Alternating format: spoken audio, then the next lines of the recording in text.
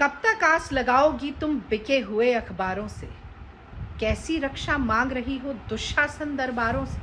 स्वयं जो लज्जाहीन पड़े हैं वो क्या लाज बचाएंगे? सुनो द्रौपदी शस्त्र उठा लो, अब गोविंद न आएंगे। पहले केवल अंधा राजा, अब गूंगा बहरा भी है। जनता के होंठ सिल दिए और कानों पर पहरा भी है। तुम ही कहो ये अश्रु तुम्हारे किसको क्या समझाएंगे?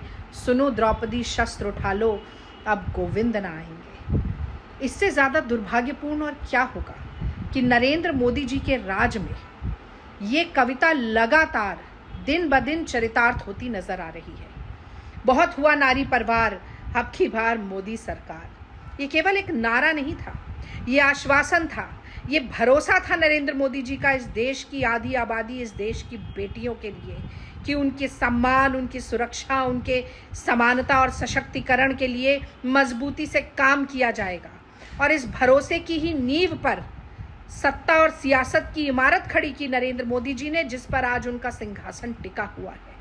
और जो आज भारत की महिलाएं चित्कार कर रही हैं अपनी अस्मिता के लिए, अपने सम्मान और सुरक्षा के लिए, अपने सम्मान के लिए, तो याद रखिएगा नरेंद्र मोदी जी कि उनकी चित्कार से, उनकी हाय से, उनकी बद्दुआ से आपका सिंहासन बस डोलने ही वाला है।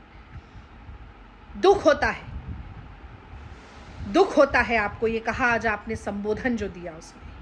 मैं पूछना चाहती हूं हर उस व्यक्ति से जिसने वो वीडियो देखा कि क्या नरेंद्र मोदी जी के चेहरे पर पीड़ा और दुख और कष्ट के भाव थे? आपके चेहरे पर केवल कुटिल राजनीति के भाव थे। आपके मन, वचन, वाणी और कर्म में केवल ओछी राजनीति थी। जिम्मेदारी लेने के बजाय आप राजस्थान और छत्तीसगढ़ पर छींटाकशी करते रहे। मैं जानना चाहती हूं कि 8.5 मिनट की अपनी लफ्फाजी में जो आपने बातें कही, 1 मिनट का गंभीर समय आप नहीं दे पाए मणिपुर को। आपने ये क्यों नहीं बताया कि मणिपुर के मुख्यमंत्री को कब बर्खास्त किया जाएगा? आपने ये क्यों नहीं बताया कि वारदात के 77 दिन होने के बावजूद, FIR कटने के बावजूद एक भी जघन्य अपराधी को पकड़ा क्यों नहीं गया है? आपने क्यों नहीं बताया कि क्या कदम उठाएंगे जिससे कि मणिपुर की महिलाएं और देश की महिलाएं सुरक्षित महसूस कर सकें? क्योंकि आपके पास कोई जवाब नहीं है। आप जवाबदेही के लिए नहीं आए थे, आप केवल सियासत करने के लिए आए थे। ऐसे संवेदनशील मसले पर, ऐसे जघन्य अपराध पर भी आप ओछी राजनीति करने से बाज नहीं आए नरेंद्र मोदी जी।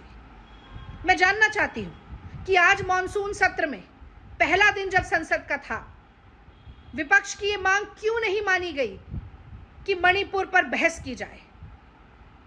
आज का दिन बर्बाद किया गया क्योंकि मोदी जी आप केवल मन की बात करना चाहते हैं। आप दूसरे के मन की पीड़ा कभी जानना नहीं जानते, ना जानना चाहते हैं। मैं जानना चाहती हूं कि आपकी वो 11 महिला मंत्री कहां चली गई? क्यों होंठ सिल लिए, क्यों मुंह में दही जमा लिया, जिनका ढिंढोरा आप पीटते हुए जा रहे थे? मैं जानना चाहती हूं मोदी जी कि इस देश की महिलाएं जब रो रही हैं, बिलख रही हैं, परेशान हैं, सवाल पूछ रही हैं, तो आप क्यों मुंह छिपाए हुए घूम रहे हैं? मैं जानना चाहती हूं कि बेटी बचाओ बेटी पढ़ाओ का नारा कब सार्थक होगा, और सार्थक कैसे होगा जब बेटियां बचेंगी नहीं?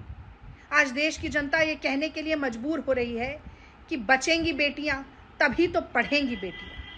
और मैं ये गुहार करती हूं इस देश के हर एक नागरिक से कि हाकिम को एक खत लिखना सबके सब, हाकिम को एक खत लिखना सबके सब, और उसमें बस इतना लिखना कि लानत है, लानत है मोदी जी, लानत है।